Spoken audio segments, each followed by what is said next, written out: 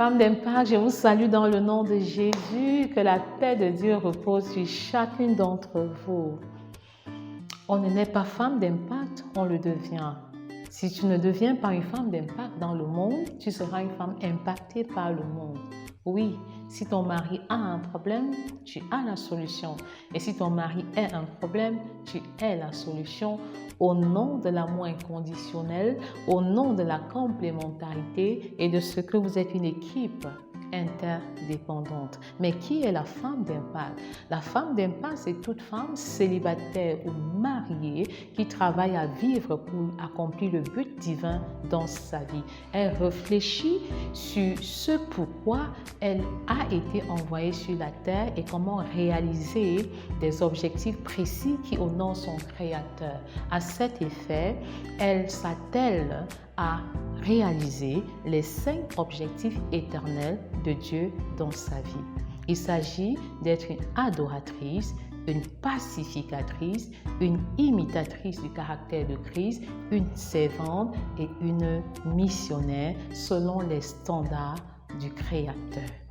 Oui, la femme d'impact, c'est une adoratrice en esprit et en vérité, selon Jean 4, verset 23, où le Seigneur a véritablement besoin des adorateurs. C'est une adoratrice qui se donne corps, âme et esprit au Dieu Tout-Puissant en signe de consécration. C'est une femme qui s'attelle également à adorer le Seigneur au-delà des chants, au-delà de la louange, même dans les situations les plus difficiles, comme l'a fait Job quand il avait perdu le soutien de sa femme, quand il avait perdu ses 7 fils et ses 3 filles, quand il avait perdu tout son troupeau. La véritable adoration, femme d'impact, se fait dans les moments difficiles. C'est une adoration douloureuse. Nous pleurons, mais nous avons la ferme assurance que Dieu est établi comme roi de gloire dans nos douleurs et dans nos souffrances. Et j'ai l'habitude de dire, dans chaque douleur d'adoration se cache un plan divin, se cache une véritable bénédiction. C'est une expression de foi que d'adorer le Seigneur pendant qu'on souffre au fond de nous-mêmes. La femme d'impact, c'est également une pacificatrice qui vit en paix avec elle-même, qui vit en harmonie avec son Créateur, qui vit en harmonie avec son mari, ses enfants et même son entourage. Hébreux 12, 14 nous dit ceci: recherchez la paix et la sanctification sans laquelle nul ne verra Dieu.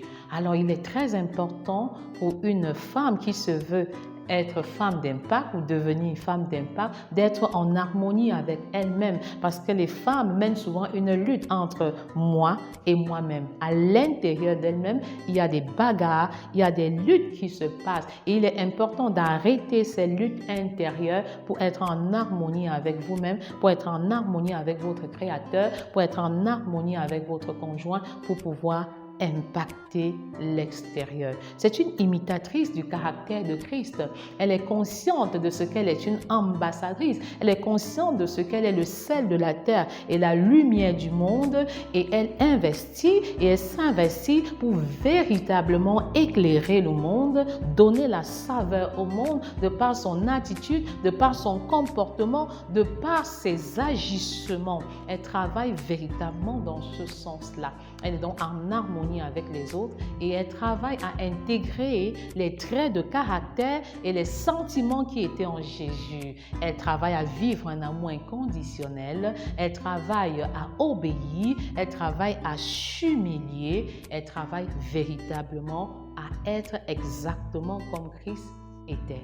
Selon qu'il est écrit dans 1 Jean 4, verset 17, tel il est, tel nous le sommes aussi dans ce monde. Elle est consciente de ces choses-là. Elle ne vit plus pour elle-même. Elle a été crucifiée avec Christ et elle veut ressusciter avec Christ. Et elle est engagée dans un processus où elle croit véritablement que Jean 14, 12 à 14 est une réalité. Elle croit qu'elle peut faire ce que Christ a fait et qu'elle peut même aller au-delà parce que Christ est allé vers le Père.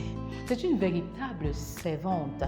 Oui, avec un cœur de servante et une attitude de servante. Elle sert comme Christ a servi. Dans Matthieu 20, 28, il est écrit que Christ est venu non pas pour être servi, mais pour servir et donner sa vie en rançon pour plusieurs. De même, la femme d'impact sert avec joie son mari, ses enfants, son prochain, parce que le service est la base de son épanouissement. Elle a compris en fait que le service, contrairement à ce que beaucoup peuvent penser, est vraiment un atout et un privilège.